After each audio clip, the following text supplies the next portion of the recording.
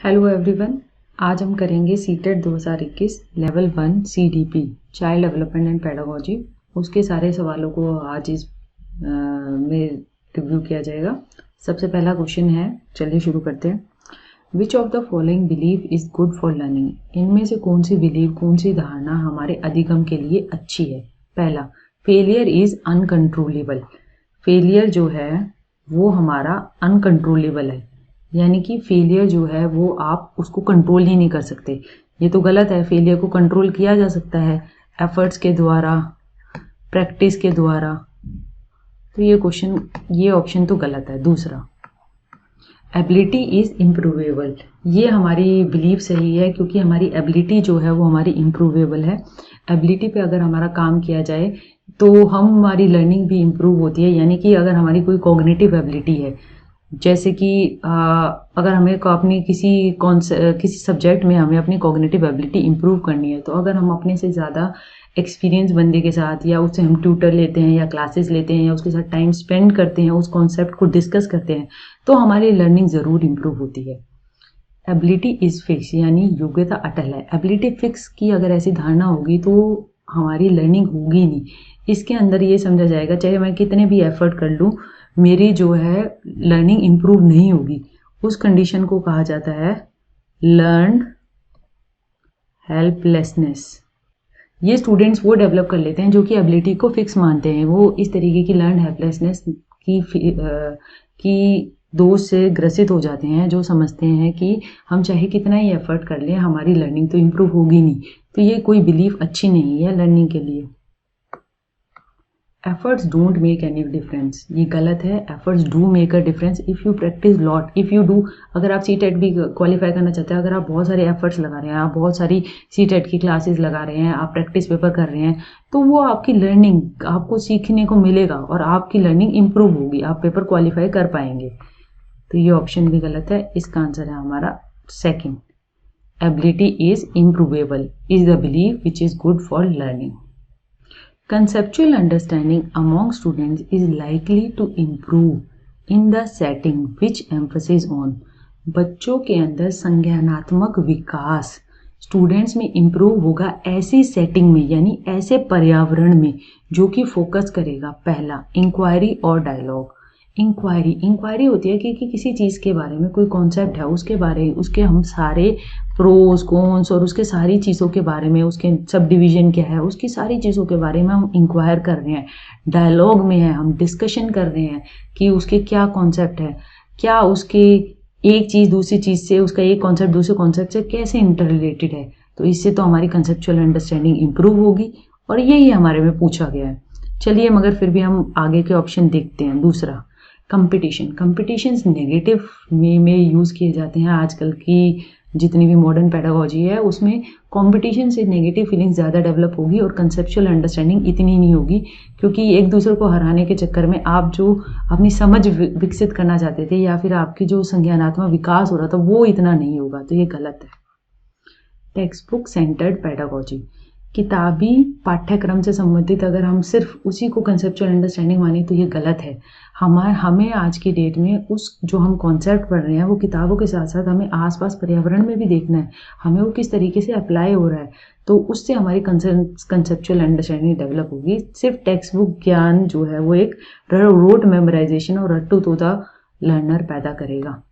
Frequent examination से हमारी conceptual understanding कोई इंप्रूव नहीं होगी। फ्रीक्वेंट एग्जामिनेशन जो होंगे वो असेसमेंट का एक तरीका होंगे और बच्चों के ऊपर अनड्यू प्रेशर बिल्डअप करेंगे, उनको सिर्फ परफॉर्म करने के लिए ज़्यादा कहा जाएगा। तो इसके कारण इसमें रोट मेमोराइजेशन, मगिंग, बच्चों में प्रेशर आना, तो कंसेप्ट की डेवलपमेंट ना होकर एक तरीके से ये तो नेगेटिव है। तो इसका आंसर हुआ कि कंसेप्चुअल अंडरस्टैंडिंग, बच्चों के अंदर जो हमारा संकल्पनात्मक समझ है वो हमारी इम्प्रूव होगी अगर हम अन्वेषण और संवाद करेंगे। तीसरा सवाल, it is difficult for children to learn. बच्चों के लिए मुश्किल है, कठिन है, सीखने में कठिनाई होती है जब content is presented through multiple ways. अगर कंटेंट को मल्टीपल वेज में शो किया जाता है, यानी कंटेंट कोई है किताब में, तो आप जो है आप असली का भी वो सामान लिया है। जैसे कि कोई एक अगर हम देखें साइंस में, अगर आप उस चीज़ का स्पेसिमेन भी लिया है, आप बायोलॉजी में पढ़ा रहे हैं कि बर्ड्स के ये होता है, तो आप एक बर्ड का स्पेसिमेन भी लाकर आपने दिखा दिया, तो उससे तो कंसेप्ट जो है बच्चे को डिफिकल्टी थोड़ी होगी, उस बच्चे को तो उससे समझ में आएगा। तो ये ऑप्शन तो नहीं है। Information is presented in disconnected chunks. अगर इंफॉर्मेशन को हम डिसकनेक्टेड चंक्स में प्रोड्यूस करेंगे, यानी अलग अलग टुकड़ों में प्रस्तुत करेंगे, एक इंफॉर्मेशन अगर हम देखें I1 ये है, I2 ये है, अगर इनके बीच में हम कोई रिलेशनशिप ही नहीं डेवलप करेंगे तो हम बच्चे को समझा कैसे पाएंगे। वो एक लिंकेज जो होता है ना, एक कॉन्सेप्ट का दूसरे कॉन्सेप्ट के अंदर, जो कॉन्सेप्ट मैपिंग में देखा गया है, वो बहुत ज़रूरी है। उससे इंफॉर्मेशन जो होती है वो हमारी परमानेंट रहती है दिमाग के अंदर। तो अगर हमारी इंफॉर्मेशन डिसकनेक्टेड चंक्स में प्रेजेंट होगी तो बच्चे को लर्निंग में डिफिकल्टी तो होने वाली है। तो ये आंसर तो सही लग रहा है। They are intrinsically motivated. अगर बच्चा आंतरिक रूप से मोटिवेटेड है, तो मतलब आंतरिक रूप से वो बहुत ज़्यादा सीखने के लिए तत्पर है, तो उससे उसे डिफिकल्टी नहीं होगी, वो तो आसानी से सीख पाएगा। Learning is socially contextualise. अगर सामाजिक संदर्भ में समझाया जाएगा, यानी कि अगर आज जो है आप इकोनॉमिक्स में कोई डीमोनेटाइजेशन के बारे में पढ़ रहे हैं और फिर आपने जो है वो इंडिया में जो डीमोनेटाइजेशन हुआ था उस एग्जाम्पल को आपने पढ़ा और क्या क्या गवर्नमेंट की पॉलिसी रही, तो आप सोशली कंटेक्स्ट संदर्भ में आपने कोई डीमोनेटाइजेशन की थ्योरी को आपने देखा, तो आपको ज़्यादा सीखने को मिलेगा। तो इसे डिफ़िकल्टी नहीं होगी, इसे तो आसानी होगी। तो क्वेश्चन था हमारा, डिफ़िकल्टी बच्चे को सीखने में जब होगी जब हमारी सूचना अलग अलग टुकड़ों में प्रस्तुत की जाए। Question number 4, best state of learning is. अधिगम की सर्वोत्तम अवस्था कौन सी है? पहला, no arousal no fear. Arouse करना यानी कि कुछ करने के लिए उसे उत्तेजना का प्रस्तुत करना, मतलब कोई अराउजल नहीं होगा तो बच्चे को सीखने का कोई मन ही नहीं करेगा। उसे कंटेंट इंटरेस्टिंग तरीके से प्रेजेंट करना, तो ये टीचिंग पेडागोजी में तो टीचर को कहा जाता है कि वो बच्चों के अंदर को अराउज करे, और वो एक तरीके से अराउज जब होंगे तो वो लर्निंग के लिए बहुत ही बढ़िया तरीके से सीख पाएंगे। तो अराउजल तो मस्ट है। तो नो अराउजल आ गया तो ये तो भैया नहीं है। नो फियर ठीक है, नो फियर डरेगा नहीं बच्चा तो सीख पाएगा, मगर no arousal is not good. High arousal high fear. अगर हाई फियर होगा, बच्चा डरता रहेगा, तो वो एक सीखेगा कैसे? डरते हुए बच्चे से, वो टीचर से डरता हुआ कोई अगर उसके मन में सवाल आ रहा है तो वो पूछेगा ही नहीं, तो लर्निंग कैसे होगी? वो अपने कॉन्सेप्ट को, अपने डाउट्स को कैसे क्लैरिफाई करेगा? तो हाई फियर तो नहीं है। हाई अराउजल, हाई फियर नहीं है तो हाई अराउजल। हाई अराउजल भी बहुत ज़्यादा अच्छा नहीं होता लर्निंग के लिए, क्योंकि हाई अराउजल में आप जो है बहुत ज़्यादा हाई अराउजल में लर्निंग इतनी ज़्यादा नहीं हो पाती। जैसे रिसर्च में शो किया हुआ है, एक मॉडरेट अराउजल जो होता है वो बहुत बढ़िया होता है। मतलब एक आप मिनिमम लेवल पे बच्चे को अराउज करते हो तो उस तरीके से वो लर्निंग के लिए तत्पर हो जाता है। नो फियर, मॉडरेट अराउजल और नो फियर, अगर वो डरेगा नहीं, ये हमारा बेस्ट स्टेट है लर्निंग के लिए।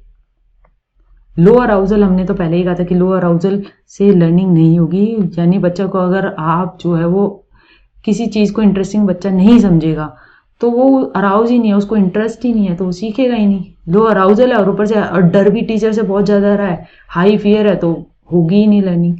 सो बेस्ट, अधिगम की सर्वोत्तम अवस्था कौन सी है? अधिगम की सर्वोत्तम अवस्था है संतुलित उत्तेजना। देखो अगर कई बार सवाल ना आए ना तो आप हिंदी वाले में भी देखो, संतुलन हर चीज़ में लाइफ में ज़रूरी है ना, तो संतुलित उत्तेजना यहाँ पे लिखा है।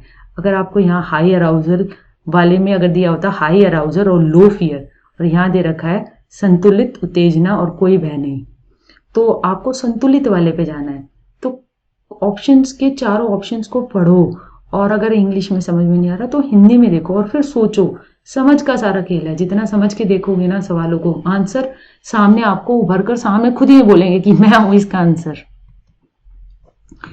अब देखिए 5वां सवाल है, view of learning suggest that.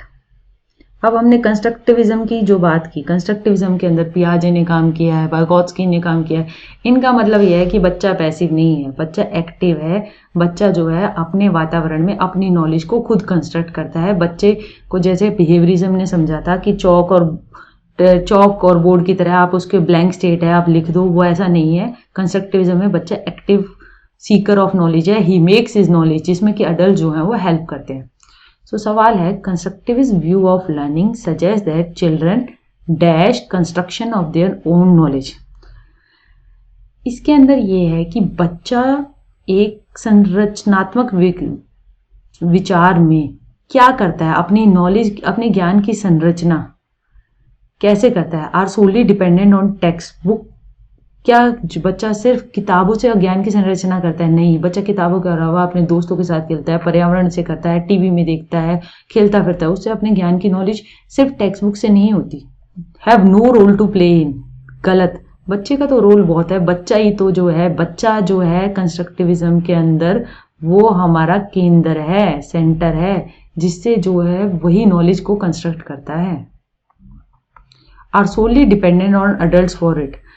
केवल वो अडल्ट से सीख कर नहीं करता। जब बच्चा खुद सेंटर है तो अडल्ट्स को वो सोली डिपेंडेंट यानी पूर्ण रूप से उन पे नहीं है। उनकी वो मदद जरूर लेता है मगर पूर्ण रूप से उन पे नहीं है।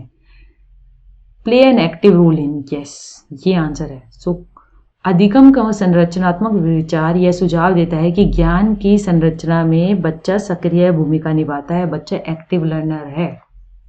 During a task, Saina is talking to herself about ways she can proceed on the task. According to Louis Vygotsky, ideas on language and thought, this kind of private speech is a sign of. Salma कोई काम कर रही है और वो काम करते करते हुए बोल रही है। तो वाइगोत्स्की जो थे उन्होंने लैंग्वेज और थॉट यानी कि भाषा और विचार के बारे में उसकी ये जो प्राइवेट स्पीच है जो वो अपना काम करते हुए खुद बोल रही है, वो किस चीज़ का साइन है? पहला, साइकोलॉजिकल डिसऑर्डर। ये कोई साइकोलॉजिकल डिसऑर्डर नहीं है, उसे कोई विकार नहीं है। वो अपने काम को इस प्राइवेट स्पीच के थ्रू रेगुलेट कर रही है, यानी कि वो प्राइवेट स्पीच मुझे मदद करे कि चल मैं ऐसा कर लेती हूँ, ऐसा कर लेती हूँ। कई बार बड़े भी इस तरीके की प्राइवेट स्पीच को यूज़ करते हैं और धीरे धीरे ये प्राइवेट स्पीच बच्चे की तो वो सामने बोलता है और हमारे जो बड़े होते चले जाते हैं तो वो इंटरनलाइज हो जाते हैं। हम मन ही मन सोचते हैं कि अब ऐसा कर लेंगे, अब ऐसा कर लेंगे।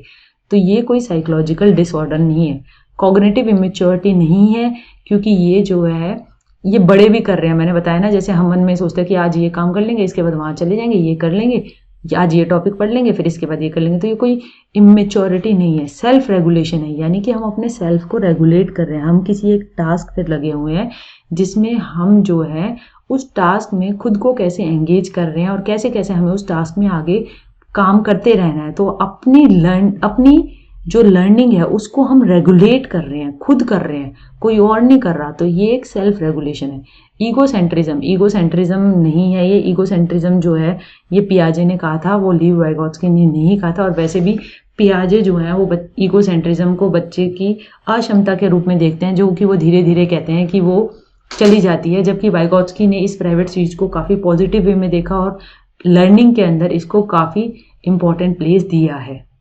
सो सलमा की ये जो बात, साइना की जो ये बात है, आप टास्क करते हुए अपने आप से करना, ये जो प्राइवेट स्पीच है वो उसका स्वनियमन है, यानी उसकी सेल्फ रेगुलेशन है।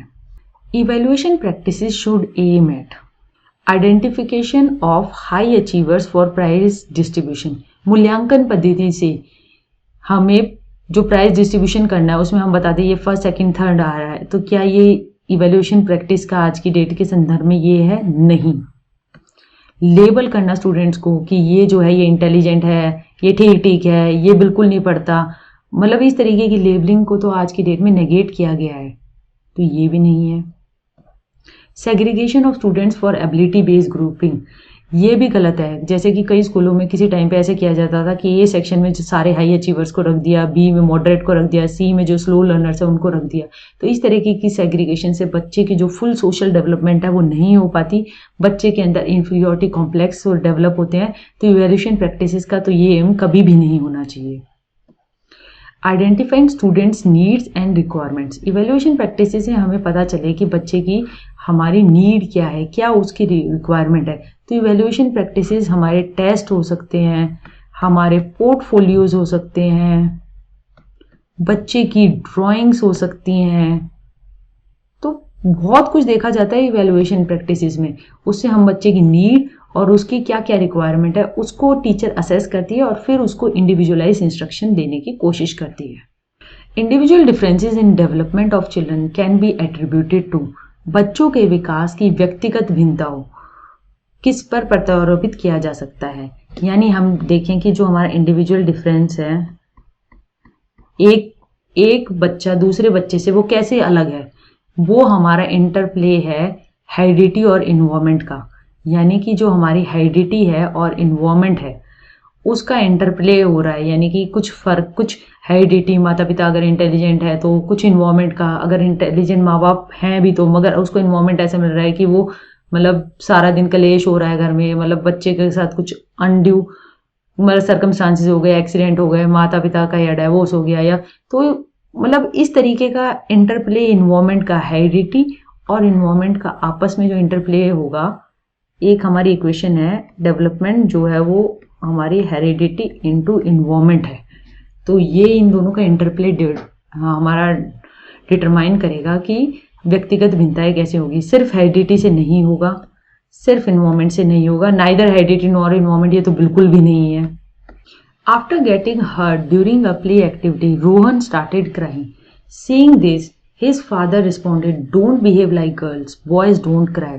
This statement by father. Rohan जो है कुछ खेल रहा था, वो गिर गया और रोने लगा और उसके पिता ने आकर कहा कि अरे अरे लड़का होकर रो रहा है, लड़कियों की तरह बिहेव मत कर। तो इसकी में जो फादर की जो स्टेटमेंट है वो क्या प्रमोट कर रही है, वो क्या दिखा रही है, वो दिखा रही है जेंडर इनइक्वालिटी, जेंडर स्टीरियोटाइप को। स्टीरियोटाइप है यानी कि एक रूढ़िवादिता है कि लड़के नहीं रोते, लड़कियां ही रोती है, लड़कियों की तरह बिहेव मत कर। तो फादर की ये जो है ये जेंडर स्टीरियोटाइप को दिखा रहा है, चैलेंज कर रही है जेंडर के स्टीरियोटाइप को। नहीं, कोई चैलेंज भी नहीं कर रही वो तो, और जबकि उसको और बढ़ावा दे रही है, रिड्यूस कर रही है जेंडर बायस को। कोई हमारा लड़के लैंगिक भेदभाव जो होता है उसको रिड्यूस कर रही है, नहीं, उसको जेंडर स्टीरियोटाइप को और परपेचुएट कर रही है, उसको और बढ़ा रही है। In a progressive classroom, student should be labelled on the basis of their academic scores. एक प्रगतिशील कक्षा में विद्यार्थियों को उनके एकेडमिक स्कोर पे लेबल करना चाहिए। लेबलिंग जो है वो आज की डेट में होती ही नहीं है कि ये होशियार है, ये मीडियोकर है, तो इस तरीके की लेबलिंग तो गलत ही है। और प्रोग्रेसिव क्लासरूम जॉन डुई का कॉन्सेप्ट है जिसके अंदर नई नई एक्टिविटी बेस्ड लर्निंग और प्रैग्मेटिज्म इस तरीके की बातें कही है। अ teacher should follow fix curriculum. Fix curriculum की कोई बात नहीं करते इसमें हमारा करिकुलम जो होता है वो फ्लेक्सिबल होता है, अलग अलग तरीकों से अलग अलग संदर्भ में सीखने की बात की जाती है। The emphasis should be on competition among students. Competition की भी बात नहीं की जाती। कोऑपरेटिव लर्निंग यानी साथ में रह के मोर इंटेलिजेंट। प्रोग्रेसिव क्लासरूम के अंदर यही होता है कि जिसमें ज़्यादा किसी को कुछ कोई चीज़ ज़्यादा आती है तो उसके साथ में बैठ के उसके साथ वो चीज़ सीखनी, उससे आपस में कोऑपरेशन से काम करना। Ample opportunity should be provided for construction of knowledge. अगर हम अपॉर्चुनिटी प्रोवाइड करेंगे जिसके अंदर नॉलेज कंस्ट्रक्शन होगी, ज्ञान का संरचना करेंगे, ज्ञान को बैठ के क्लास में बनाएंगे, यानी बहुत सारे हम अपॉर्चुनिटी देंगे कि आज हमने अगर हम जो है एक टॉपिक हमने पढ़ा बर्ड्स के बारे में क्लास में, तो उस टॉपिक को पढ़ने के बाद हम एक फील्ड ट्रिप पे चले गए, हमने आसपास के बर्ड्स को देखा और बहुत सारी अपॉर्चुनिटी प्रोवाइड थी। टेक्स्ट बुक में पढ़ा, फिर उसके बाद हमने वहाँ पर देखा, बच्चों को आपस में डिस्कस करने को कहा, बच्चों से ये भी कहा कि घर जाके अपने दादा दादी से या अपने बड़ों से पूछो कि कौन से पक्षी उन्होंने देख रखे हैं, या फिर जू की करी। तो ऐसी अपॉर्चुनिटीज़ प्रोवाइड की जिसके अंदर हमारी कंस्ट्रक्शन ऑफ नॉलेज हुई। तो एक प्रोग्रेसिव क्लासरूम के अंदर हम जो है नॉलेज को सिर्फ टेक्स्ट बुक बाउंड ना करके आउट ऑफ क्लासरूम ले जाने की भी बात करते हैं। तो ये ऑप्शन ठीक है। After observing that students are struggling to proceed further on an ongoing activity, a teacher decides to provide cues and hints in the form of what, why, how. Teacher ने देखा कि बच्चे जो हैं वो कोई काम कर रहे हैं मगर एक पॉइंट के बाद जो है वो उस एक्टिविटी को और आगे नहीं ले जा पा रहे हैं, तो टीचर ने उनको हिंट देनी प्रोवाइड करी और क्यूज प्रोवाइड करे। उसने डायरेक्ट आंसर नहीं किया कि इसको ऐसे ऐसे कर लो, वो केवल हिंट और क्यूज दे रही है, यानी उनकी लर्निंग में उनको हेल्प करने की कोशिश कर रही है मगर आंसर प्रोवाइड नहीं कर रही है। उनसे सवाल कर रही है, ऐसे कर लोगे तो क्या होगा, क्यों, कहाँ रुक गए, ऐसे वो डिस्कशन कर रही है। तो लुई वैगोत्स्की ने इस कॉन्सेप्ट को सीधा सीधा स्कैफोल्डिंग कहा है, यानी कि एक जो है बच्चे को स्कैफोल्ड प्रोवाइड कर देना, यानी कि एक सीढ़ी प्रोवाइड कर दी। आप वो उसकी लर्निंग यहाँ पे है तो आपने उसकी लर्निंग यहाँ ले जानी है, तो आप उसमें आप यहाँ पे आप उसे टीचर जो है उसे क्यूज प्रोवाइड करके, हिंट्स प्रोवाइड करके उसकी लर्निंग को अप लेके जा रही है।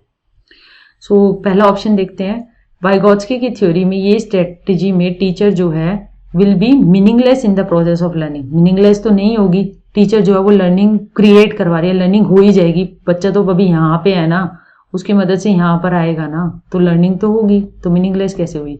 डिमोटिवेट करेगी चिल्ड्रन को, गलत।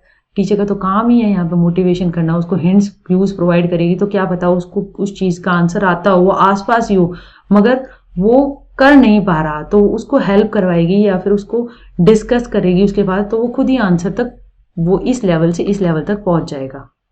Teacher act as a scaffold for the learning. Yes, teacher scaffold करेगी, टीचर बच्चे की लर्निंग में एक पाड़ आधारभूत संरचना का काम करेगी। Cause withdrawal tendency among students, ये गलत है। अगर बच्चा जो है इस पॉइंट पे अगर टीचर हेल्प नहीं करेगी तो क्या पता तब उसमें विड्रॉल टेंडेंसी हो, तब वो उस टास्क को, उससे आगे तो कुछ बन नहीं पा रहा, वो उस काम को तभी छोड़ दे, मगर टीचर की हेल्प से वो उस टास्क को कंप्लीट करते हुए यहाँ तक आया। वो उस टास्क के आसपास उसको जवाब थे मगर वो खुद खोज नहीं पा रहा था, बस टीचर की मदद हुई और वो यहाँ से यहाँ पहुंच गया। तो इसका आंसर है हमारा teacher act as a scaffold for learning. Which of the following is correct in the context of socialisation of children. बच्चे के समाजीकरण में क्या इनमें से सही है। पहला, family and mass media both are secondary socialisation agents. ये गलत है। फैमिली जो है वो हमारी प्राइमरी है, प्राथमिक सोशलाइजेशन एजेंट है।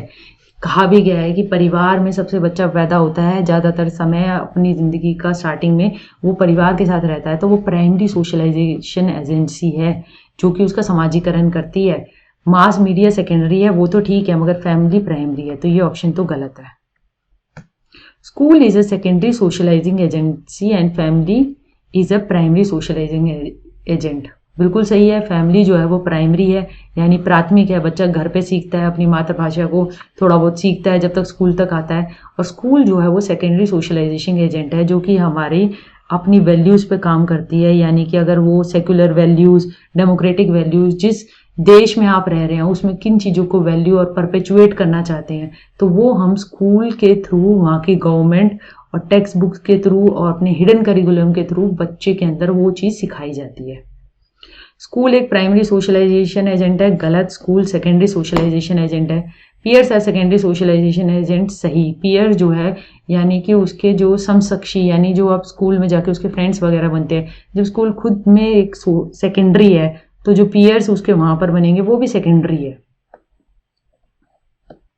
Peers are primary socialising agents, गलत। पीयर सेकेंडरी सोशलाइजेशन एजेंट है। Family is a secondary socialisation agent, गलत। फैमिली जो है प्राथमिक है।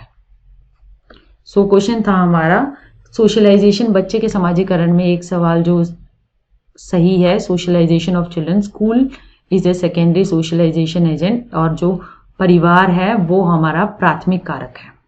Theory of multiple intelligence emphasise, multiple intelligence की थ्योरी जो होवर्ड गार्डनर ने दी थी, उन्होंने 8 टाइप्स ऑफ इंटेलिजेंस की बात की थी, जो कि है हमारी स्पेशियल, यानी कि जो आसपास 3D तरीके से देख पाने की, नेचुरलिस्टिक वातावरण से सीखने की, इंटरपर्सनल यानी कि एक बंदा ये है और एक ही है, इन दोनों के बीच में जो इंटेलिजेंस है वो इंटरपर्सनल है। इंट्रा यानी कि खुद के अंदर जो है, इस तरीके की उन्होंने म्यूजिकल, किसी को में कोई जो है वो सिंगर क्यों बनता है या फिर अच्छा म्यूजिशियन क्यों बनता है, तो उस तरीके की उसके अंदर इंटेलिजेंस डेवलप है।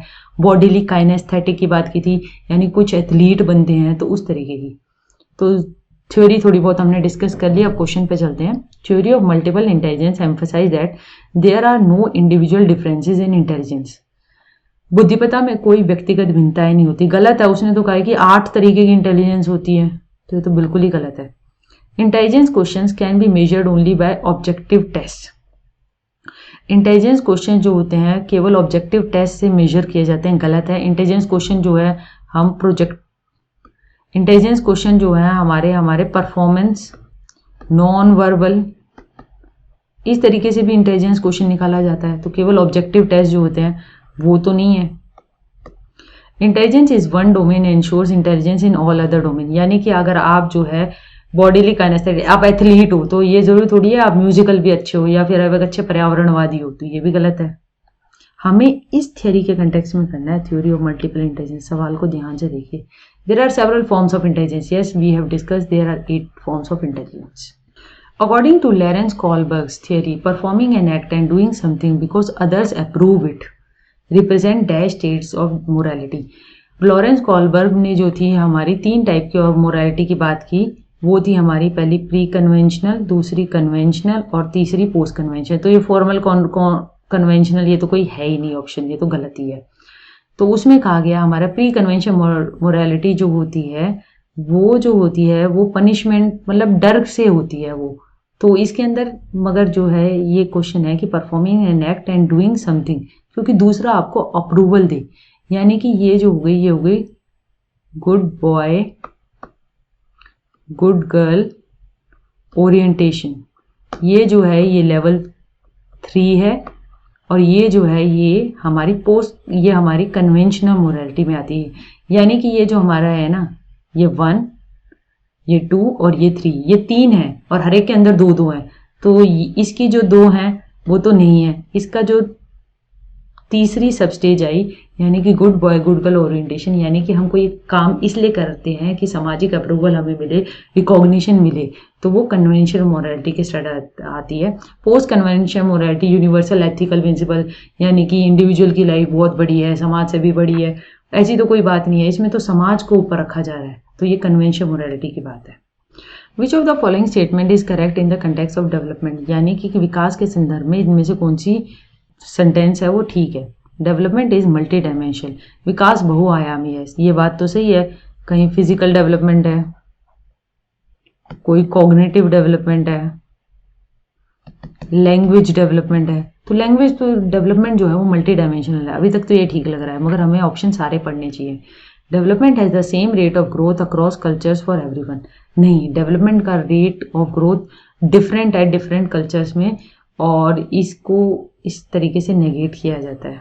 Development occurs only through learning that takes place in school, क्या स्कूल में जो सिर्फ लर्निंग होती है उसी डेवलपमेंट होती है? नहीं, घर पर भी होती है, बच्चा आसपास भी देखता है, मास मीडिया से भी सीखता है, तो उससे भी बच्चे की डेवलपमेंट होती है। जैसे कि आज की डेट में अगर हम बच्चे की कॉग्निटिव डेवलपमेंट देखें तो टेक्नोलॉजी का जो यूज़ हो रहा है, आईसीटी का, कोविड आने के कारण जो जिस तरीके से बच्चा सीख रहा है, पढ़ रहा है, तो उसकी वो डेवलपमेंट हो रही है और लर्निंग आउट ऑफ स्कूल हो रही है, आपको वो टेक्नोलॉजी सीखनी पड़ रही है।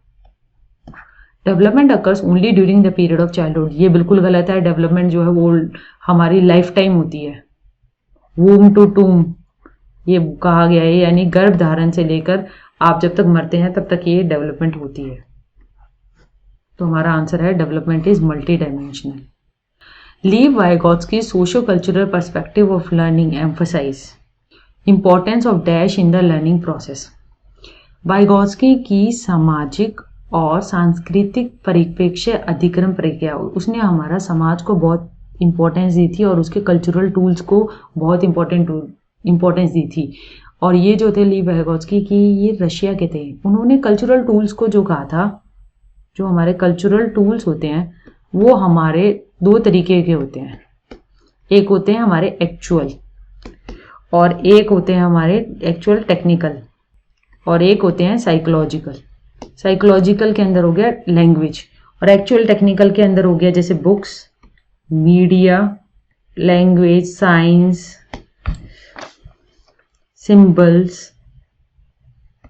जो कि एक समाज में रहकर हम सीखते हैं। हर समाज की जो लैंग्वेज होती है वो अलग होती है, उसके साइंस, नॉन वर्बल क्यूज, ये जो होते हैं एक हम समाज में रहकर सीखते हैं। जैसे किसी समाज में अगर ऐसे झुककर यू का हेलो की जाती है, तो किसी में हाथ जोड़ के नमस्ते की जाती है, तो वो एक ये हमारा सोशो कल्चरल टूल है।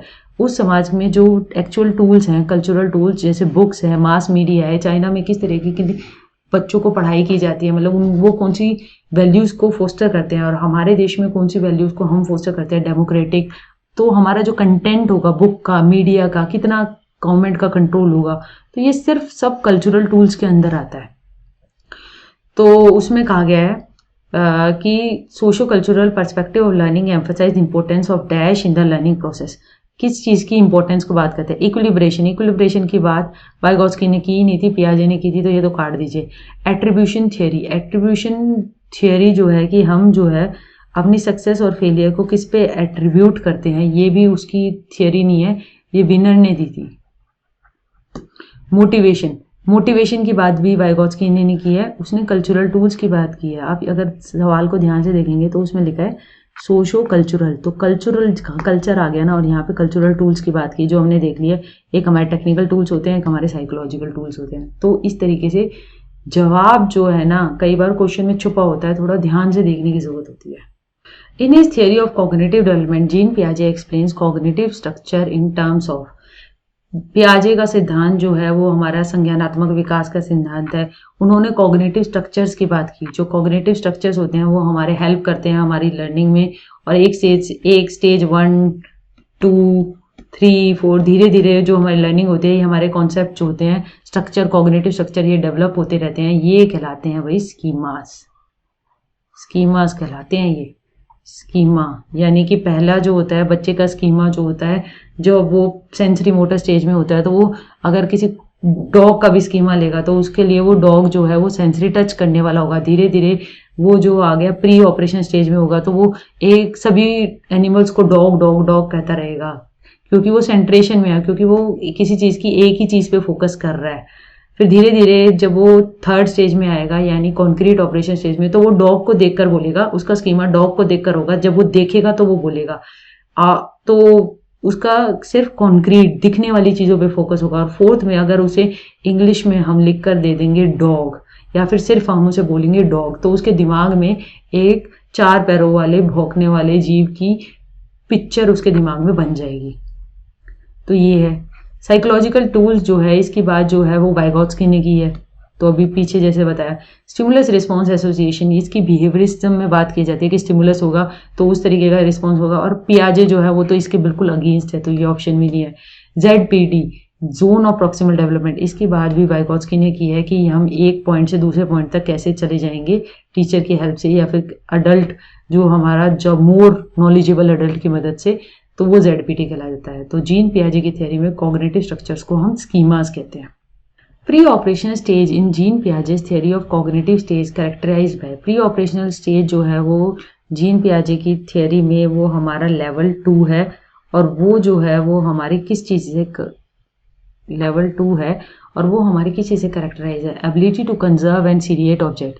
कंजर्व का मतलब है कि अगर एक लंबे गिलास में जितना पानी डालो, अगर हमने फिक्स क्वांटिटी 1 लीटर डाला है, या फिर ऐसे चौड़े गिलास में डालो तो वो उतना ही रहता है। तो ये जो एबिलिटी कंजर्व करने की, सीरिएट करने की, यानी कि अलग अलग कर पाने की, ये जो होती है ये तो लेवल 3 में आती है, कॉन्क्रीट ऑपरेशन स्टेज में आती है। तो ये तो नहीं है, हमें तो लेवल 2 का करेक्टरिस्टिक्स देखना है। डेवलपमेंट ऑफ एब्स्ट्रैक्ट थिंकिंग, जैसे मैंने अभी पीछे बताया, सिर्फ डॉग नाम से बच्चा जो है वो इमेज क्रिएट कर ले यानी सोच पाए। और एब्स्ट्रैक्ट थिंकिंग जैसे कि हमारा कैलकुलस हो गया, अलजेब्रा हो गया, इन चीज़ों को समझ पाना, हायर मैथमेटिक्स को समझ पाना, एब्स्ट्रैक्ट जो दिख नहीं रहा है, तो उस चीज़ों की भी थिंकिंग जो होती है वो लेवल 4 में आती है। तो ये भी नहीं है। सेंट्रेशन होता है थॉट में, यानी कि हम एक चीज़ के सिर्फ एक ही पक्ष को देखते रहते हैं और बाकी चीज़ों को नेग्लेक्ट कर देते हैं। तो ये जो होता है ये सेंट्रेशन होता है थॉट में, जिसके कारण बच्चा जो होता है वो कंजर्व और सीरिएट नहीं कर पाता लेवल 2 में। यानी कि अगर बच्चा जो है पानी को देख रहा है तो वो कहेगा कि इसमें पानी ज़्यादा है और इसमें कम है, अगर हम सेम क्वांटिटी का भी डालेंगे, क्योंकि वो सिर्फ पानी को ऊंचाई निचाई के संदर्भ में देख रहा है, वो उसकी क्वांटिटी को नहीं देख रहा कि वो 1 ही लीटर है। इसी के कारण उसे कंजर्वेशन और सीरेशन के टास्क नहीं हो पाते, जो कि लेवल 2 की एक बच्चे की इनएबिलिटी है, जो धीरे धीरे लेवल 3 में पूरी हो जाती है। हाइपोथेटिकल डिडक्टिव थिंकिंग, हाइपोथेसिस करना, यानी कि आप जो है ये लेवल 4 के अंदर आते हैं। हायर ऑर्डर मेंटल मैथमेटिक्स में या रिसर्च में जो होता है, जैसे कि हम बहुत सारी हाइपोथेसिस लेते हैं, यानी कि पॉसिबल सॉल्यूशंस लेते हैं किसी भी चीज़ को, और किसी भी रिसर्च प्रॉब्लम के फिर हम डिड्यूस कर पाते हैं कि ये इसलिए नहीं है, ये इसलिए नहीं है, उसको एक्सपेरिमेंटली वेरीफाई करना। तो ये नॉलेज जनरेशन का ये तो बहुत हायर स्टेप होता है, हाइपोथेटिकल डिडक्टिव रीजनिंग थिंकिंग, जो कि हमारा फॉर्मल ऑपरेशन स्टेज में 11 ईयर्स एंड ओल्ड में स्टार्ट तो हो जाती है और ये लेवल हाई तक चलती रहती है। PhD की थीसिस वगैरह हम सब हाइपोथेटिकल डिडक्टिव थिंकिंग पे बनाते हैं। According to right of persons with disability act 2016, which of the following term is appropriate to use? इनमें से कौन सी टर्म जो है वो अप्रोप्रिएट है यूज करना पर्सन्स विद डिसेबिलिटीज के अंदर? देखो, अगर आप इसको देखोगे, सवाल को देखो, right of persons with disabilities, इन्होंने क्या याद किया है? क्या लिखा है, पर्सन्स विद डिसेबिलिटी, खुद ही इन्होंने लिखा है ना। अब हम सवाल की तरफ देखते हैं। Student with crippled body, crippled यानी कि शारीरिक असमता, यानी कि ये तो एक क्रिपल्ड वर्ड जो है ये बहुत ही नेगेटिव सेंस में यूज किया जाता है, यानी कि ये बहुत ही क्रूरता से एक तरीके से उनकी अक्षमताओं का मजाक बनाना है, तो ये तो बहुत गलत है। रिटार्डेड, रिटार्डेड यानी पीछे, पिछड़े हुए, मंदिर छात्र, इस तरीके से बच्चों जिसके अगर किसी के कोई डिसेबिलिटी भी है मगर हम उस तरीके से इस कॉनोटेशंस में उसको बहुत ही उसकी खुद के डेवलपमेंट में बहुत विकास, इमोशनली वो बहुत टूटता है अगर हम किसी को ऐसे मेंटली रिटार्डेड या फिर इस तरीके के शब्दों की टर्मिनोलॉजी यूज करते हैं, तो ये गलत है। हैंडीकैप स्टूडेंट, तो ये बिल्कुल ही गलत है। हैंडीकैप शब्द जो है वो बिल्कुल डिस्कार्ड किया गया, क्योंकि इसमें कहा गया था एक कैप हाथ में लेकर, इस तरीके से पुराने ज़माने में जो कि जिनकी ऐसी अक्षमताएं होते हैं वो हाथ में कैप लेके भीख मांगते थे, तो इस तरीके से ये टर्मिनोलॉजी तो उनकी लिए ऐसे पर्सन्स के लिए बहुत ही डिमीनिंग है, बहुत ही उनको डी वैल्यू करने की है, तो ये तो नहीं होगी। तो student with physical disability, student with physical disability term को यूज़ किया गया है। फिजिकल डिसेबिलिटी कैसे भी हो सकती है, लोकोमोटर हो सकती है, यानी कि वो चलने में अक्षमताएं हैं, और भी कई तरीके की फिजिकल डिसेबिलिटी हो सकती है, यानी कि हमारी जो डेफनेस की भी अलग है, एक्यूट है, वो कम सुन पाते हैं, या फिर प्रोफाउंड है यानी कि बहुत ज़्यादा है, या फिर हमारी विजिबिलिटी में भी है, जैसे कि कई जो होते हैं उनकी वो तो पार्शियल विजिबिलिटी लॉस होता है, या फिर ब्लाइंड यानी फुली विजिबिलिटी लॉस, तो इस तरीके की फिजिकल डिसेबिलिटी को कहा गया। और देखिए अगर हम इस शब्द में देखेंगे तो right of person with disability, student with physical disability, तो डिसेबिलिटी शब्द को ही प्रयोग किया गया। Sequence of development among children from birth to adolescence, यानी जन्म से लेकर आप जो है एडोलेसेंस तक सीक्वेंस क्या है। देखिए एब्स्ट्रैक्ट जो है वो अमूर्त चिंतन है, अमूर्त चिंतन जो है वो सबसे बाद में आता है, तो ये जो है ये तो 3 नंबर पे आना चाहिए। फिर कॉन्क्रीट और सेंसरी, तो हमारा नंबर 1 होना चाहिए सेंसरी, सेंस एक्सपीरियंस से बच्चा जो है वो टच करके अपने आसपास के वातावरण को अपने हाथों से, विजुअल से वो करता है। फिर उसके बाद कॉन्क्रीट, यानी जो सामान उसके आसपास होता है उस चीज़ पे वो सोचता है, और धीरे धीरे एब्स्ट्रैक्ट थिंकिंग डेवलप होती है, जो कि अमूर्त चिंतन होता है, जो कि कॉन्क्रीट पे बेस नहीं होता, यानी कि अगर हम किसी चीज़ को समझा रहे हैं तो भी वो नाम लेने से या फिर उसके बारे में उसकी नाम लेने से हम उसके बारे में सोच सकते हैं, कोई सी भी लैंग्वेज में अगर हम उसको लिख सकते हैं, जैसे कि लैंग्वेज है या फिर मैथ्स के फॉर्मूले हैं, वो सब एब्स्ट्रैक्ट हैं। तो इसका आंसर हुआ सेंसरी, कॉन्क्रीट, एब्स्ट्रैक्ट। ये सीक्वेंस है, बाकी सीक्वेंस तो हमें पता ही है ये है, तो ये तो बाकी तो गलत ही है। Individual differences in a progressive classroom should be treated as, एक प्रोग्रेसिव यानी कि एक बढ़ते हुए, यानी कि जो आज की डेट में प्रोग्रेसिव एजुकेशन की बात की है कि आज की प्रोग्रेशन की बात है, यानी कि सब इक्वल हैं और सब जो हैं अगर उनमें बीच में अगर इंडिविजुअल डिफरेंसेस भी हैं तो हमें उनको किस तरीके से ट्रीट करना है। Should be treated as important for planning of teaching learning process. अगर टीचर को किसी बच्चे के इंडिविजुअल डिफरेंसेस पता होंगे कि ये बच्चा जो है ना ये मैथ्स में बढ़िया कर रहा है, और मगर ये लैंग्वेज में जो है ना इसकी वोकैब कम है, तो इसको इंग्लिश के वर्ड्स कम आ रहे हैं, ये तो इस तरीके से अगर पता होगा तो उस तरीके का टीचर जो है उसे लैंग्वेज की वोकैब की उसे किताबें पढ़ने को देगी, स्टोरी टेलिंग या उस तरीके की इंडिविजुअल डिफरेंस को काउंट करते हुए अपने टीचिंग लर्निंग प्रोसेस को उस तरीके से मॉडिफाई करेगी। ये तो सही है। इंडिविजुअल डिफरेंस जो है वो एक हिंड्रेंस है लर्निंग प्रोसेस में नहीं, इससे तो पता चलता है कि किस में कहाँ स्कोप है इंप्रूवमेंट का और कहाँ से हम सीख सकते हैं। Is a failure on the part of teacher, individual differences तो स्टूडेंट्स में है, तो टीचर का तो रोल ये है कि उनको अकाउंट करना और उन पे काम करना, अपनी जो है लेसन प्लानिंग, यूनिट प्लानिंग उस तरीके से प्लान करना। टीचर फेलियर कहाँ से आ गया। इंडिविजुअल डिफरेंस एक प्रोग्रेसिव क्लासरूम में जो है वो क्राइटेरिया है एबिलिटी ग्रुपिंग करने के लिए, बिल्कुल भी नहीं। एबिलिटी ग्रुपिंग तो हमें करना ही नहीं, हमें सेग्रीगेशन करना ही नहीं, हमें किसी को बोलना ही नहीं कि ये इंटेलिजेंट है, ये मीडियोकर है, ये ऐसी क्लासिफिकेशन जो पहले चलती आ रही थी इसको तो करना ही नहीं कि, तो ये गलत है। In an inclusive classroom emphasis should be on, एक इंक्लूसिव क्लासरूम के अंदर, यानी कि एक ऐसा क्लासरूम जिसमें स्टूडेंट्स विद फिजिकल डिसेबिलिटीज भी आपके साथ पढ़ रहे हैं, स्टूडेंट्स विद मतलब सब बच्चे एक साथ एक ही कक्षा में पढ़ रहे हैं, उसके अंदर providing opportunity aiming at maximising potential of individual children, उसके अंदर हमें ऐसी अपॉर्चुनिटी टीचर को प्रोवाइड करनी चाहिए जिसके अंदर हर एक का इंडिविजुअल डिफरेंस जो है, हर एक मैक्सिमम पोटेंशियल है हर एक बच्चे का, उसको डेवलप किया जा सके। ये तो सही है कि हर एक जो है वो एक्सेल करे, ये तो एजुकेशन की एम ही है। परफॉर्मेंस ओरिएंटेड गोल, ये गलत है। परफॉर्मेंस ओरिएंटेड गोल जो होते हैं वो कंपटीशन बेस्ड होते हैं और सिर्फ परफॉर्म करने पे आधारित होते हैं। उसमें कंटेंट की लर्निंग इतनी नहीं होती, यानी कि आपने कोई पेपर दिया, उसमें बहुत अच्छे मार्क्स आ गए तो आप उसको परफॉर्म कर रहे हो, आपकी कंटेंट की लर्निंग कितनी है वो मास्टरी ओरिएंटेड गोल से होती है, जिन पे आजकल सारी लर्निंग फोकस की जा रही है। अनडिफ्रेंशिएटेड इंस्ट्रक्शन, अगर टीचर अनडिफ्रेंशिएटेड इंस्ट्रक्शन देगी तो वो बच्चों के इंडिविजुअल नीड्स को केटर ही नहीं कर पाएगी, यानी सब बच्चों के लिए एक ही जैसा पढ़ाना उनकी, तो वो तो काम नहीं चलेगा। Segregation of students based on their social identity, सामाजिक आइडेंटिटी के आधार पर स्टूडेंट्स का सेग्रीगेशन करना ये बिल्कुल गलत है। इंक्लूजन के अंदर तो कहा गया है एक साथ पढ़ो, एक साथ सीखो, डाइवर्सिटी को अप्रिशिएट करो, आपस में एक दूसरे की चीज़ों को रिस्पेक्ट करना सीखो, क्योंकि इंडिया जो है एक बहुत ही मल्टी कल्चरल कंट्री है, उसके अंदर तो सेग्रीगेशन सोशल आइडेंटिटी पे करना ये तो आगे जाके हमारी एम को ही फुलफिल करने से रोकता है। Problem solving abilities can be facilitate by, problem solving abilities को आप कैसे फैसिलिटेट कर सकते हो, यानी कि समस्या समाधान करवाना। जनरेटिंग फियर अमंग स्टूडेंट्स, यानी कि बच्चों को पहले ही डरा दो, अरे क्वेश्चन आने वाला है, तो उस तरीके से प्रॉब्लम सॉल्विंग वो कर पाएंगे? नहीं जी, नहीं कर पाएंगे। Focusing on drill and practice, यानी कि आपने एक तरीका सिखा दिया, जमा को ऐसे करना है 12 को 12 से, तो आपने एक तरीका सिखा दिया, 2 और 2 करो और ऐसे कर दो, इस तरीके से तो बस एक तरीका आपने स्टैंडर्ड सिखा दिया।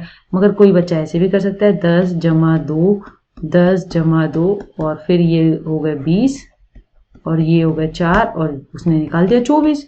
तो अगर आप एक ही तरीके से ड्रिल और प्रैक्टिस करवा दोगे तो उससे बच्चे की प्रॉब्लम सॉल्विंग एबिलिटी तो नहीं डेवलप होगी।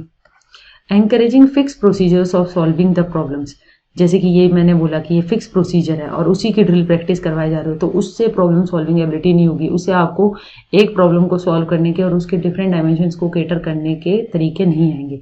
Encouraging use of analogies, analogies का यूज करना, यानी कि आप इसको कर रहे हो तो मतलब एनालॉजीज से मतलब एनालॉजी जो होती हैं कि वो यूज़ की जाती है, जैसे रीजनिंग में, उनको यूज़ करते हुए प्रॉब्लम सॉल्विंग एबिलिटी को फैसिलिटेट किया जा सकता है।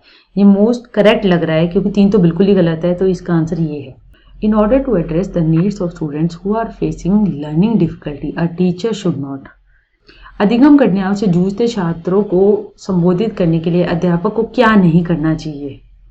Practice rigid structure for pedagogy and assessment, use multiple audio visual aids. ऐसे बच्चों को एड्रेस करना है जो कि लर्निंग डिफिकल्टी फेस कर रहे हैं, यानी जो सीखने में जिनको दिक्कत हो रही है। एक टीचर को क्या नहीं करना चाहिए? एक टीचर को रिजिड स्ट्रक्चर और पेडागोजी और असेसमेंट नहीं करनी चाहिए। आप क्वेश्चन को ध्यान से पढ़िए, नोट।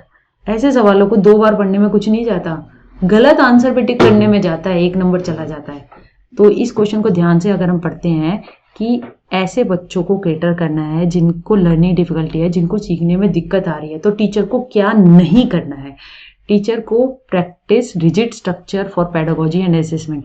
टीचर ने एक पर्टिकुलर सिलेबस ले लिया, एक रिजिड स्ट्रक्चर ले लिया, इस तरीके से मुझे कोर्स कराना है और ये मेरे को असेसमेंट करनी है, इस तरीके से करनी है, एक रिजिड सिस्टम से वो करना है, वो नहीं करना। क्योंकि बच्चों को डिफिकल्टी आ रही है, बच्चे तो कहीं किसी पॉइंट पे पीछे ही अटक गए हैं और टीचर सोचे कि मैं तो ऐसे ऐसे प्लान बना रखा है, मेरे को तो इतने दिन में इतना करा लेना है, तो इस तरीके से तो लर्निंग होगी नहीं। और टीचर शुड नॉट प्रैक्टिस, तो ये सही लग रहा है। और teacher should not use multiple audio visual add, multiple audio visual aids तो यूज़ करनी चाहिए, उससे तो बच्चे को सीखने को मिलेगा। जो कहीं पर भी लर्निंग डिफिकल्टी फेस कर रहे हैं, जहाँ कई बच्चों को कुछ समझ में नहीं आ रहा, वो उनका डाउट जो है वो तो क्लियर हो जाएगा। Should not use constructive pedagogical approach. Constructive pedagogical approach वो होती है जिसमें बच्चे को एक्टिव पार्टिसिपेंट लिया जाता है, बच्चे से पूछा जाता है, बच्चे से डिस्कस किया जाता है, उसके जवाबों को देखा जाता है, सोचा जाता है, उन पर विश्लेषण किया जाता है कि कहाँ पे दिक्कत है, उसकी एरर्स को देखा जाता है, तो वो तो हेल्प करेगी। और टीचर को तो यूज करनी चाहिए constructive approach. Should not do individualise educational planning. Individualise education planning करनी चाहिए, क्योंकि ज़रूरी नहीं है कि स्टूडेंट 1 यहाँ पर, स्टूडेंट 1 को एक टॉपिक में यहाँ दिक्कत आ रही है और एक स्टूडेंट 2 जो है वो आसानी से चला गया, मगर हम स्टूडेंट 1 भी तो हमारी क्लास का पार्ट है, उसको भी तो हमें केटर करना है। तो उसकी इंडिविजुअलाइज एजुकेशन प्लानिंग करेंगे। आप उसके साथ उसको कुछ और टास्क दे सकते हैं ताकि उसको जो आप अपने लर्निंग आउटकम से आपने जो यूनिट प्लानिंग सेट करी है फिर उसको एक लाइन में लेके जाए। आप उसको ऐसे पीछे छोड़ के थोड़ी चल सकते हैं। तो इंडिविजुअलाइज प्लानिंग करनी चाहिए। इसमें क्या है, क्या नहीं करना चाहिए, तो उसका आंसर 1 है। Dash is the primary identifying feature of creativity. सृजनात्मकता का ये प्राथमिक पहचान का वो है पहला, इनअटेंटिवनेस। गलत, इनअटेंटिवनेस तो है ही नहीं। लो कॉम्प्रीहेंशन, कम परिपक्वता, डाइवर्जेंट थिंकिंग। क्रिएटिविटी जो है ना, आप ये देखो, ये क्रिएटिव बंदा है तो एक चीज के वो बहुत सारे सॉल्यूशन ढूंढेगा। ये डाइवर्ज है यानी बाहर की ओर निकल रही है। तो क्रिएटिविटी जब भी आए, गिलफर्ड ने इस पर बहुत काम किया है, तो वो डाइवर्जेंट थिंकिंग की बात करता है। ये हमारा प्राइमरी आइडेंटिफाइंग फीचर है, यानी कि एक चीज के मल्टीपल सॉल्यूशन। एक अगर बच्चे को पेन दिया है तो वो पेन से क्या लिख भी सकता है, पेन से, अरे पेन को तो मैं कान पे भी लगा सकता हूँ। तो एक चीज के मल्टीपल सॉल्यूशन, मल्टीपल यूसेज वो निकाल रहा है, तो वो हमारा क्रिएटिव यूसेज है। वो डाइवर्जेंट थिंकिंग है, वो हमारी इनअटेंटिवनेस नहीं है, ना कम समझ पाना, ये भी गलत है। हाइपर एक्टिविटी तो ये तो होता है बहुत किसी भी चीज को लेकर अति सक्रियता रहना, यानी इसमें तो आप जो है हाइपर को तो रिड्यूस करने की, नॉर्मल पे लाने की जरूरत है। In order to address learners from diverse backgrounds, a teacher should. विविध पृष्ठभूमि से आने वाले छात्रों को टीचर को एड्रेस करना है, उसके क्लासरूम में है तो उसे क्या करना है, use statements that strengthen negative stereotypes. Teacher को ऐसी स्टेटमेंट यूज करनी चाहिए जो कि उसके नेगेटिव स्टीरियोटाइप्स उनके डेवलप करेगी, यानी कि डाइवर्स बैकग्राउंड से आ रहे हैं बच्चे जो है, अलग अलग रीजन से आ सकते हैं, अलग अलग कल्चर से आ सकते हैं, अलग अलग रिलीजन से आ सकते हैं।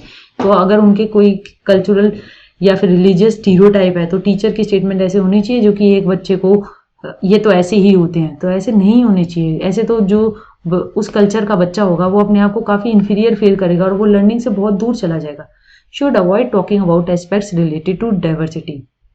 टीचर को डाइवर्सिटी के बारे में टॉक ही नहीं करना चाहिए, ये गलत है, क्योंकि अल्टीमेटली जो हम स्टूडेंट्स प्रिपेयर कर रहे हैं उन्हें समाज के अंदर जाकर रहना है। उनको क्लास में भी रहते हुए देखना है कि हम इंडिया जो है वो मल्टी डायमेंशनल, मल्टी डाइवर्स है, मतलब बहुत डाइवर्सिफाइड है। हम जो रिलीजियसली, कल्चरली, रिलीजियसली हम आसपास वो देखते हैं कि ये बच्चा इस कम्युनिटी से आता है, हमें तो ऐसी डेवलप करनी पड़ेगी वो कि वो एक दूसरे के कल्चर को रिस्पेक्ट करे, एक दूसरे के त्योहारों को रिस्पेक्ट करे। अगर हम बात ही नहीं करेंगे तो कैसे करेंगे? ये तो एक तरीके से जो हमारी स्कूल की शिक्षा होगी और जो हमारा बाहर का पर्यावरण होगा उसमें कोई लिंकेज ही नहीं होगा फिर तो। अ teacher should draw examples from diverse setting.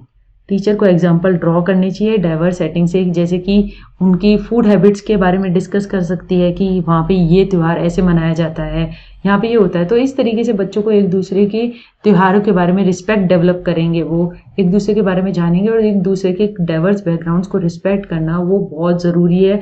क्योंकि अगर स्टार्टिंग से ही बच्चों के अंदर ऐसी भावना डेवलप होगी तो वो जब बड़े होंगे तो वो फेनेटिक और मतलब रिलीजियसली मोटिवेटेड होकर कल्चरली मतलब दंगों में उनको कोई उकसा नहीं पाएगा। Use standardise assessment for all. एक तरीके का स्टैंडर्डाइज असेसमेंट यूज करना चाहिए, नहीं एक तरीके के असेसमेंट की कभी भी बात नहीं कही, इंडिविजुअलाइजेशन उसकी बात की गई है आज के ज़माने में। अ teacher should analyse the various errors made by students on a given task. एक टीचर को बच्चे ने एक टास्क पे बहुत सारे एरर करे हैं, उसको एनालाइज करना चाहिए। क्यों? Learning is solely based on correction of errors. Learning जो है केवल करेक्शन करना कि हाँ ये सही है, ये गलत है, 1 नंबर दे दो, सही है तो, गलत है तो 0 दे दो। इस तरीके से क्या करेक्शन लर्निंग सिर्फ इसी पे बेस है? नहीं। She can decide degree of punishment.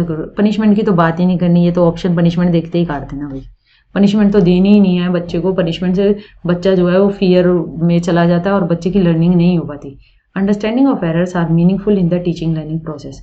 Error जो है, त्रुटि है, वो मीनिंगफुल है, उससे टीचर को पता चल जाता है कि बच्चा कहाँ लैग कर रहा है, कहाँ इस चीज़ की, अगर बच्चा जो है वो लैग कर रहा है कहीं पर तो वो टीचर को पता चल जाएगा कि ये एरर वो बार बार कर रहा है। यानी अगर वो पी को बच्चा ऐसे पी लिख रहा है, हर जगह पी, छोटे पी को ऐसे लिख रहा है, तो टीचर ने बार बार देखा कि ये ऐसे लिख रहा है, तो वो टीचर को पता चला ये एरर जो है वो तो इसलिए कर रहा है। उसके बारे में टीचर काम कर सकती है, बच्चे के साथ उसको क्ले पे चलवा कर देख सकती है और धीरे धीरे उसको इम्प्रूव कर सकते हैं कि पी का जो सही लिखने का तरीका उसको दिखाते हुए कि ये है, तो वो धीरे धीरे बच्चे के एरर से मीनिंगफुल लर्निंग कर सकती है। She can segregate those who made more errors in comparison to others. Segregation तो है ही नहीं, किसके ज़्यादा हैं किसके कम हैं, ये तो करना ही नहीं है, ये तो गलत ही है। लर्निंग जो है केवल करेक्शन, किसी के अंदर सही और गलत सिर्फ करेक्शन करना एरर्स का, और तो उससे नहीं होती। एरर्स के करेक्शन के साथ साथ हमें एरर्स को हेल्प यूज करते हुए लर्निंग को इम्प्रूव करना है और सिखाना भी है। सिर्फ करेक्शन ऑफ एरर्स एक पार्ट है, वो मेन, उसको सोल पार्ट नहीं बनाना। Motivation to learn can be sustained by. अधिगम की अभिप्रेरणा को किस प्रकार कायम रखा जा सकता है? Focusing on rote memorisation. रटन करवा के हम किसी को मोटिवेट कर सकते हैं? नहीं, वो तो थोड़ी देर बाद वैसे ही बोर हो जाएगा। पनिशिंग द चाइल्ड, बच्चे को तो पनिश करना ही नहीं, तो मार पीट के हम उसे थोड़ी उसे प्रेरित कर सकते हैं, नहीं पीटो इसे और ये पढ़ लेगा, ये गलत है।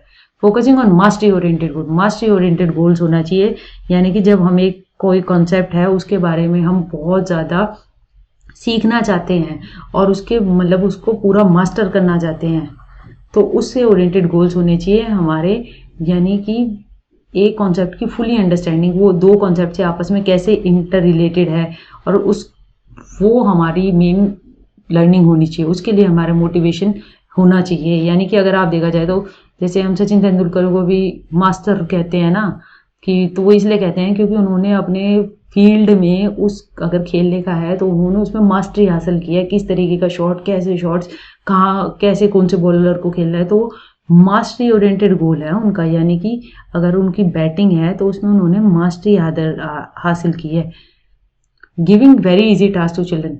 गिविंग वेरी इजी टास्क से बच्चा इतना मोटिवेटेड रहता। टास्क जो होती है वो एक हमने कहा था ना, मॉडरेट लेवल ऑफ अराउजल्स प्रोड्यूस करना चाहिए, तभी वो मोटिवेटेड होगा। इजी टास्क तो ठीक है, आसान सा पेपर है, आ गया, पास हो गए, तो उस तरीके से लर्निंग नहीं हो पाएगी। हमें एक मॉडरेट अमाउंट ऑफ डिफिकल्टी भी मेंटेन करने की जरूरत है। Shame should be generated frequently in teaching learning process. शर्मिंदगी हमें टीचिंग लर्निंग प्रोसेस में करनी चाहिए। क्या किसी को शर्मिंदा, अगर जनरल आप देखें सवाल को, शर्मिंदा करने से क्या कोई सीख पाता है? किसी को शर्मिंदा करना चाहिए क्या ये आज के संदर्भ में ये जरूरी है? ये जितने कॉन्सेप्ट है ना, शेम, पनिशमेंट, ये बिहेवियरिज्म के टाइम पे चलते थे, ये आज के टाइम पे आउट ऑफ डेटेड है। तो सीडीपी में तो ऐसे जब क्वेश्चन आए तो ऐसे मतलब अपनी लाइफ में भी पढ़ाते हुए भी, और यहाँ पर भी जब आप देखेंगे तो आप ये देखिए, आपको कंस्ट्रक्टिविज्म आज की विचारधारा को देखते हुए बच्चों को देखना है। क्या को अच्छा लगेगा कि आपके बच्चे को या फिर आपके भाई बहन को शर्मिंदा किया जाए क्लास के अंदर? शुड बी या आप एज ए टीचर शर्मिंदा करेंगे? Should be generated frequently in teaching learning process. बिल्कुल भी नहीं, ये तो बिल्कुल होना ही नहीं चाहिए शर्मिंदा करना। Has no relation to cognition. Cognition से रिलेटेड है भैया, कॉग्निशन में उसके मेंटल स्टेट पे अफेक्ट पड़ता है, उसको बुरा लगता है।